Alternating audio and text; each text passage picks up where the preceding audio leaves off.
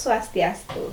Perkenalkan, nama saya adalah Nikade Angrini SPD. Saya adalah mahasiswa PPG Angkatan kedua tahun 2020. Hari ini saya akan menampilkan video pembelajaran mengenai RPP yang kedua, yaitu tentang perkembangan sistem periodik.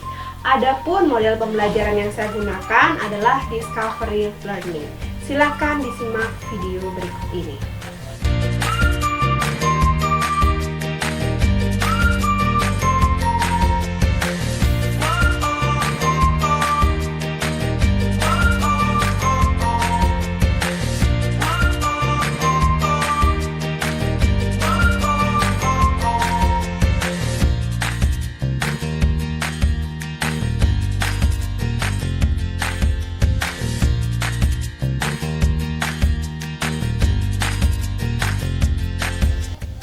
Selamat pagi anak-anak, berjumpa kembali di mata pelajaran kimia bersama saya Nikade Angrini. Hari ini kita akan membicarakan mengenai topik konfigurasi elektron. Adapun tujuan pembelajaran pada kegiatan hari ini adalah yang pertama, yang kedua. Nah, sebelum kita ke topik materi, ada yang ingin saya tanyakan kepada kalian. Pernahkah kalian pergi ke perpustakaan? Atau ke supermarket?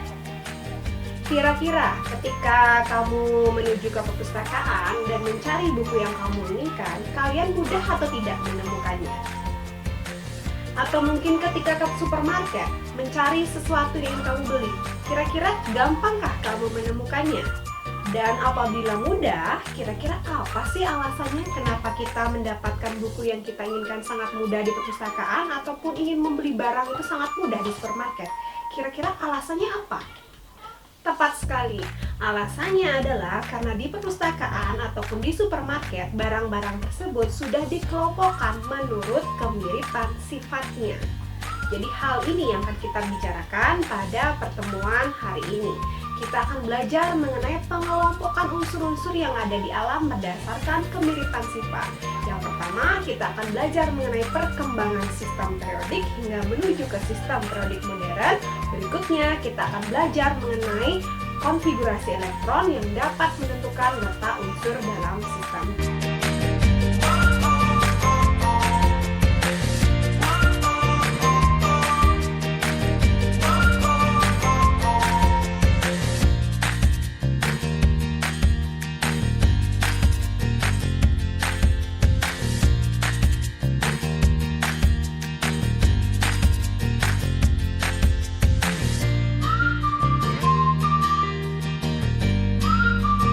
Anak, selamat datang di pembelajaran kimia. Kita berjumpa kembali lewat Zoom meeting. Bagaimana? Sudah selesai melakukan diskusi?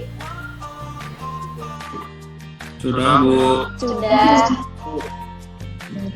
Oke, terima kasih atas kehadirannya hari ini. Jadi sambil mengingat kembali apa yang sudah kalian baca melalui modul dan LKPD yang sudah Ibu berikan, jadi Ibu ingin mengetahui pembahasan diskusi yang tadi. Nah, untuk yang pertama, siapa yang bisa menjawab mengenai perkembangan sistem periodik dari sistem periodik Lavoisier hingga menemukan sistem periodik sekarang, yaitu sistem periodik modern?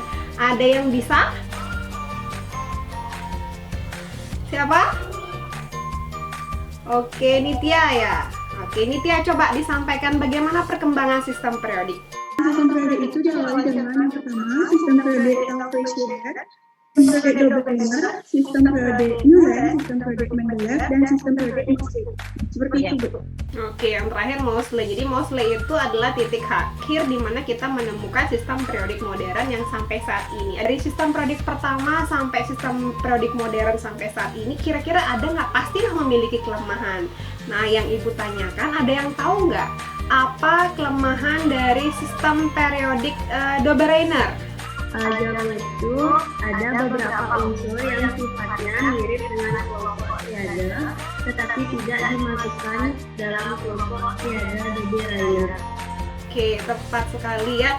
Jadi gini, dia mengelompokkan menjadi tiga unsur itu berdasarkan kenaikan nomor massa. Dia membuat kesimpulan bahwa unsur yang kedua itulah rata-rata dari unsur pertama dan unsur ketiga. tetapi yang dia temukan itu mengalami kelemahan. Salah satunya sudah disebutkan oleh Cok, bahwa ada beberapa unsur yang sifatnya ternyata serupa tetapi tidak dimasukkan ke dalam triade de Brenner, sehingga berkembanglah menjadi sistem periodik oktav Newland. Oke, berikutnya tadi tentang perkembangan sistem periodik. Sekarang kita menuju lagi topik yang kedua, yaitu tentang letak suatu unsur dalam sistem periodik. Nah, kira-kira setelah membaca tadi, ada yang tahu nggak bagaimana pola konfigurasi untuk unsur yang terletak di golongan 3A? Ada yang bisa menjawab bagaimana pola konfigurasinya? Oke, coba Amrita, bagaimana polanya Amrita? Untuk jawaban nomor 3 itu adalah untuk golongan 3A polansa adalah NF2 NP1. Oke, jadi kita dapat menentukan letak suatu unsur berdasarkan elektron valensi ya. Jadi kalau golongan utama itu dilihat dari subkulitnya. Jadi umumnya golongan utama subkulit terakhirnya pasti S dan SP. Sedangkan kalau golongannya golongan transisi, polanya itu adalah S dan D. Jadi ketika belajar pola, kita akan mudah menentukan letak suatu unsur dalam sistem periodik. Ya, jadi sudah bagus sekali diskusi hari ini. Saya harapkan apa yang kamu baca di modul dan LKPD yang sudah didiskusikan itu dapat kamu pahami, sehingga kamu bisa menjelaskan bagaimana perkembangan sistem periodik, kemudian menentukan letak unsur dalam sistem periodik. Nah, sebelum menuju kegiatan penutup, saya minta mungkin perwakilan di sini menyimpulkan apa inti dari pembelajaran hari ini. Ada yang bisa nggak? Oke, ada 2 kesimpulan tadi ya. Kesimpulan pertama, saya harapkan kamu menyimpulkan perkembangan sistem periodik, dan kesimpulan yang kedua, kamu menyimpulkan letak unsur dalam sistem periodik. Oke, siapa yang mau menyimpulkan tujuan yang pertama? Silahkan. Jadi kesimpulannya bahwa sistem periodik mengalami perkembangan dari sistem periodik Lavoisier, de Brenner, Newland, Madeleit, dan sistem periodik modern. Oke, terima kasih Nitya atas kesimpulannya. Oke, berikutnya kesimpulan yang kedua. Coba siapa lagi? Bahwa konfigurasi elektron menentukan letak suatu unsur dalam sistem periodik, terutama elektron valensi. Berdasarkan konfigurasi elektron, mungkin seperti tadi yang disebutkan oleh Amrita, bahwa ditentukan dari pola subkulitnya. Kalau golongan utama, kita lihat subkulit S, S dan B, sedangkan kalau dia golongan transisi, kita bisa melihat dari polanya yaitu S dan D. Oke, terima kasih karena kegiatan pembelajaran sudah berlangsung dengan baik. Jadi di akhir pembelajaran, Ibu akan mengadakan evaluasi. Evaluasi yang Ibu adakan itu melalui aplikasi Quizizz. Sebentar Ibu akan kirimkan linknya ke kalian. Ingat, KKM-nya adalah 75. Bagi yang nilainya di bawah KKM akan ada remedial. Oke? Jadi sebagai penutup untuk kegiatan hari ini, kita berdoa kembali karena kegiatan pembelajarannya sudah berlangsung dengan baik. Ya, kita hening sebentar untuk melakukan doa penutup. Silakan.